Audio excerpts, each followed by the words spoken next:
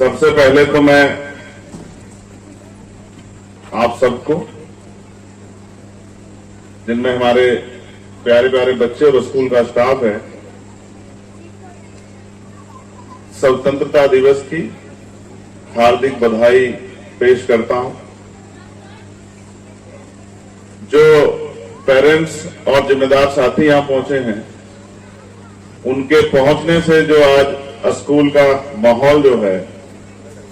वो बहुत बेहतरीन हुआ। उनके पहुंचने पर उनका भी स्वागत करता हूं और धन्यवाद देता हूं साहिब साहब को कि उन्होंने मुझे अवसर दिया कि मैं इस स्कूल के इस कार्यक्रम का हिस्सा बनकर खुद को गौरवान्वित महसूस कर सकूं। एएम पब्लिक स्कूल, यहां का स्टाफ, यहां के बच्चे, मैं आप सबके लिए उज्जवल भविष्य की कामना भी करता हूं। आज हम लोग जब 78वां स्वतंत्रता दिवस मना रहे हैं, इस अवसर पर मैं देश के उन शहीदों को, जिनके बलिदान की वजह से हमें आजादी प्राप्त हुई, जिन्होंने हमें जीने का रास्ता दिखाया, आजादी की सांस जिनकी वजह से हमने ली, उन शहीदों को भी नमन करता हूं। मेरे मन में बहुत सारे ख्यालात आपसे बात करने के हैं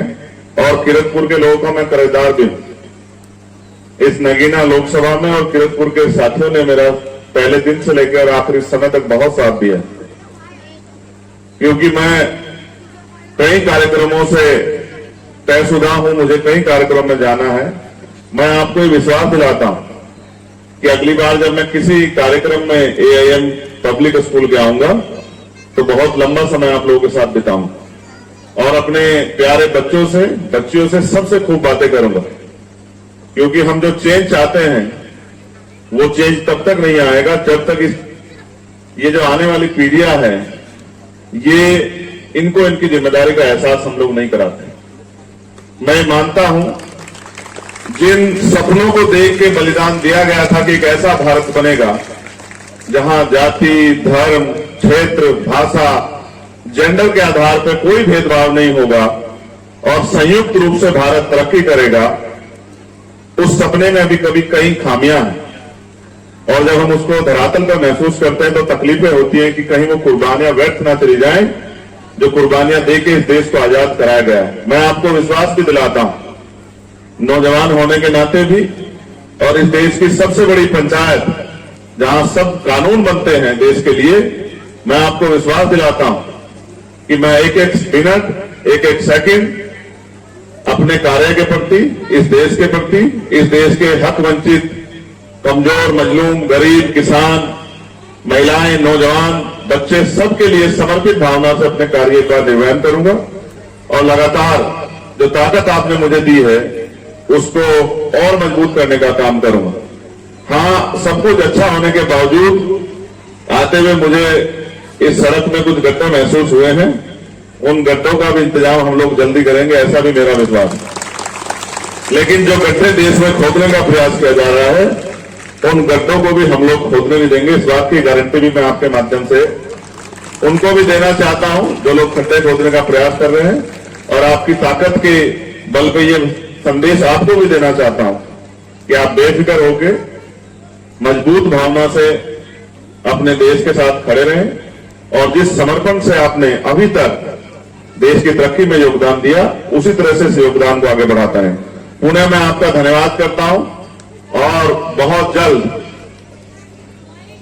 किसी कार्यक्रम के